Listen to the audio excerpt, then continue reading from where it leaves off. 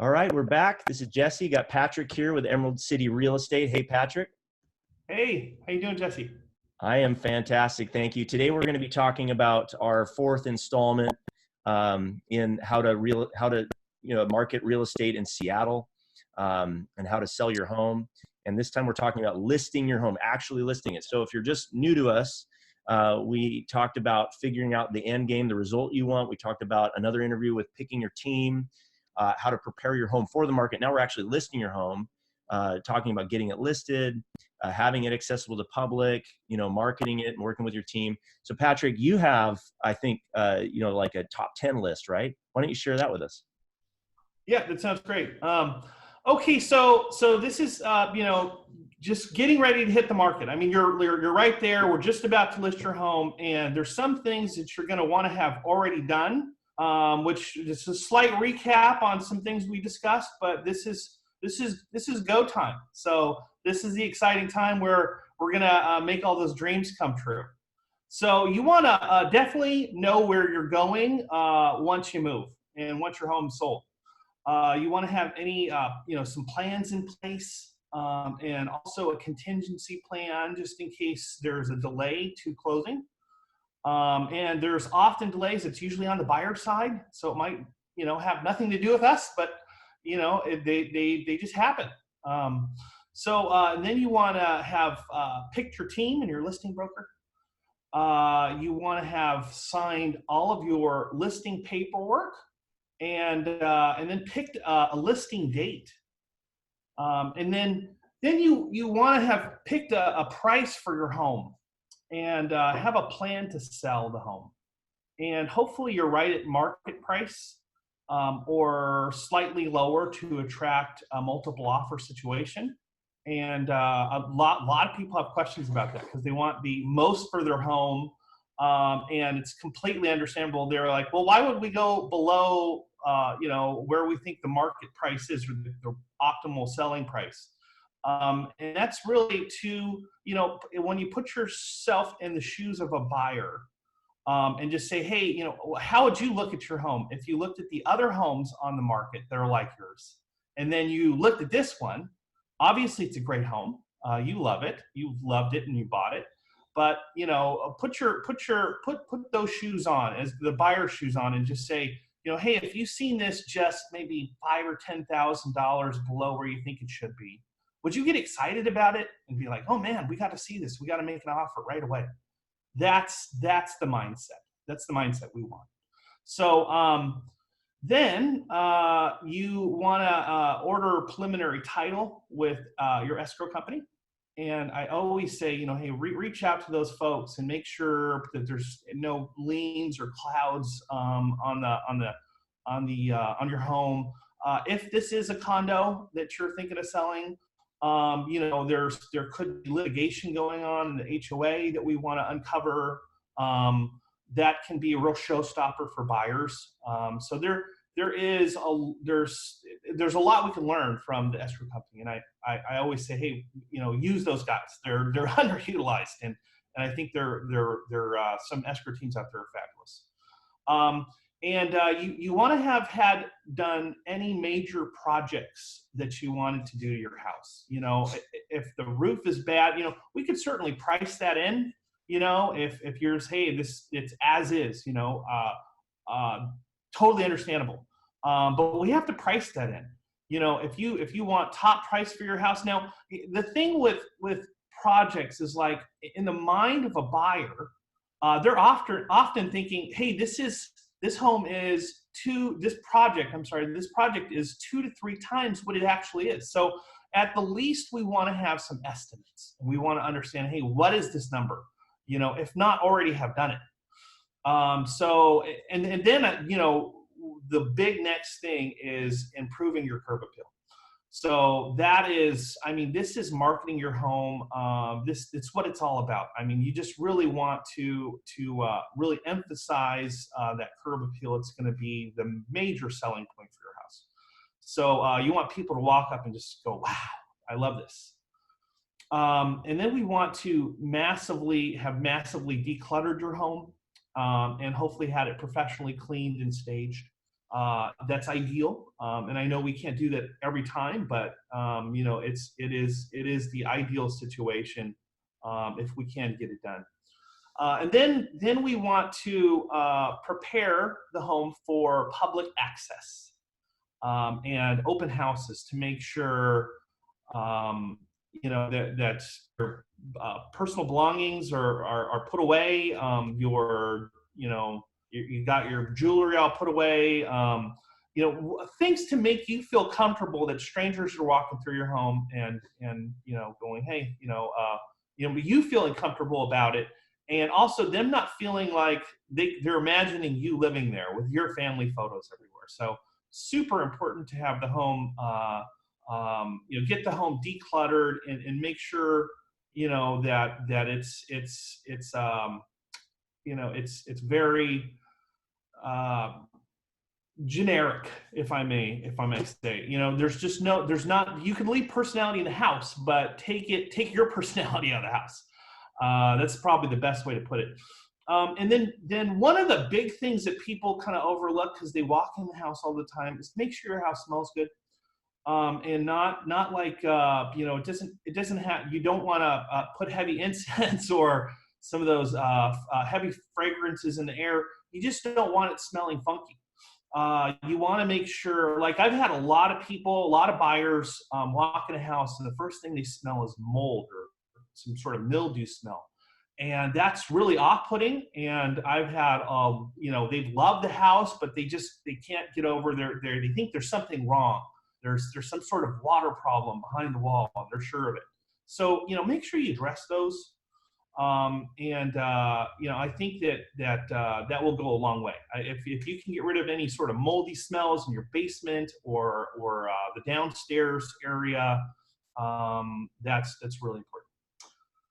And then ideally your home is clean and ready for massive foot traffic, because hopefully you will be getting massive foot traffic in. And, you know, I know this one's tough, but I'd love to see that you're out of town for a week, if it's possible. Now, I know that's not possible in all cases. A lot of times the sellers are home and we just have to figure that out. But I'd say, you know, if you can be out of town so the home is viewed as much as possible. So you have those brokers that are showing homes just down the block from their client picked out, and yours just hit the market, and he's like, wow, I think this home's gonna be perfect for you. And guess what? It's vacant, and we can go see it right now. I've done that a lot. So I think that is really important, is just being out of town or making it as accessible as possible.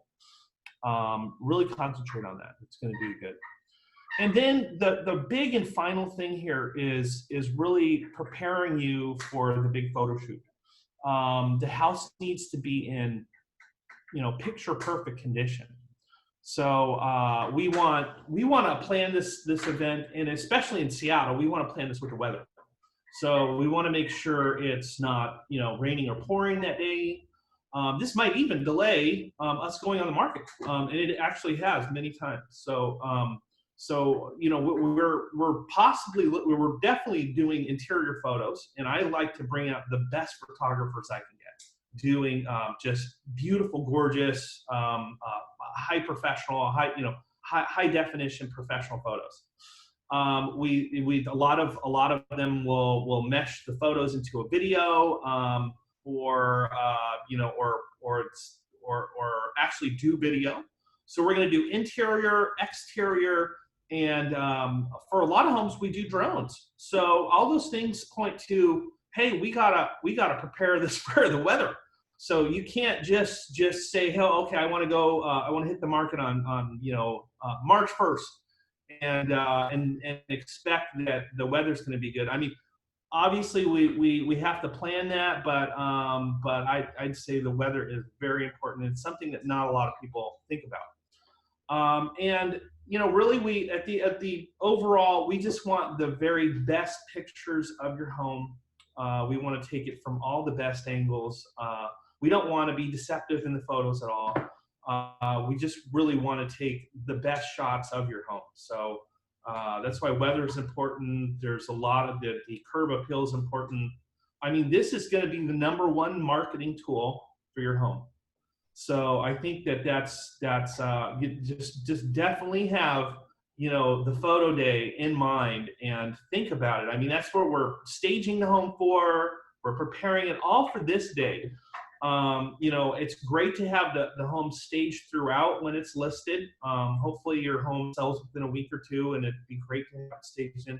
But we definitely want to do a top job just for that photo day.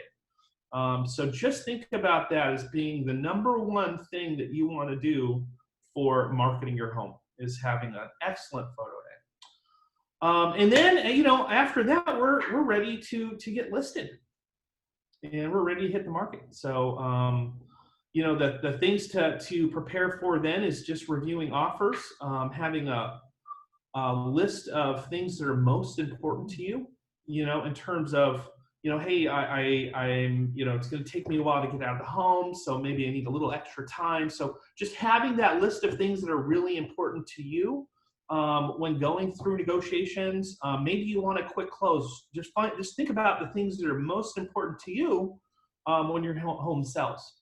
You know, it's usually priced for people, of course, but there's also a lot of other considerations. So I just sort of think about that. Think of the things that you want to take with you. Like if there's a special chandelier that's been in your family for years, think about that. We want to prepare to address those things right up front. And then also, just, you know, this is why we want to have a home inspection early, is because you want to prepare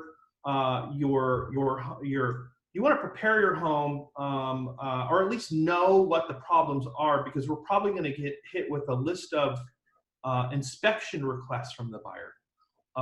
There's very few homes that we don't have any inspection requests. So even if you got a home inspection and had a handy guy come through and do a lot of these things, it's, you know, they always pop up. You're like, oh my God, I didn't know how we didn't catch that, or it was like something you didn't think that was really important to you. So I think that's really important to think about. So just having that, you know, getting ready for a list of inspection items that they're either going to want money off or they're going to want fixed. So have that in your head. And then we can go over like what negotiations are and dive deeper into that next time. I have a question. That was awesome stuff. Can I ask one real quick? Please. I'm always curious what the, you know, maybe there's a couple other people that care about this, but like the technical side of listing, like what actually happens? You go to the MLS and you fill out information and then you just click submit and then it goes everywhere on the internet, or what is that? How do you even do that? How does that work?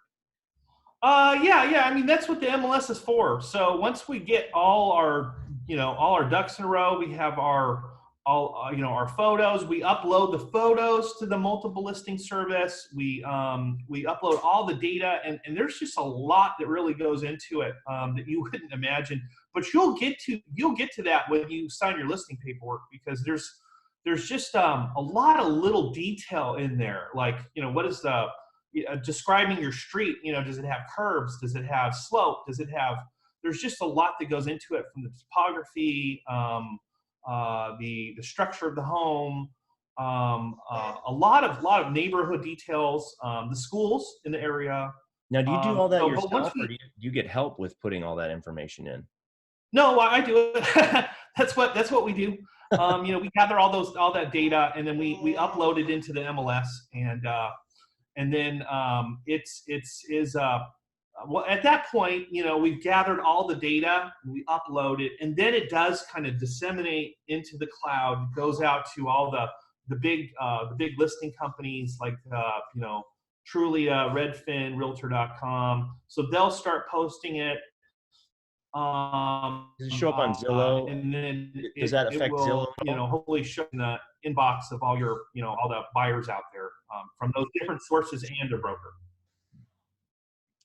And does it affect Zillow at all?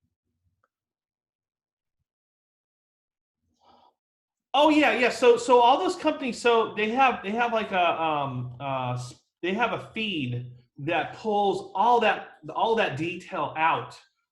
They don't get into near as much detail as we input, They just kind of go into the bigger picture items that are most important usually to buyers. But we do have, like, so I could have, like, there could be, like Zillow doesn't really, I don't think they look at view, but that's certainly something that I have a lot of clients that they search for homes by view, so I want a, beautiful view of the sound.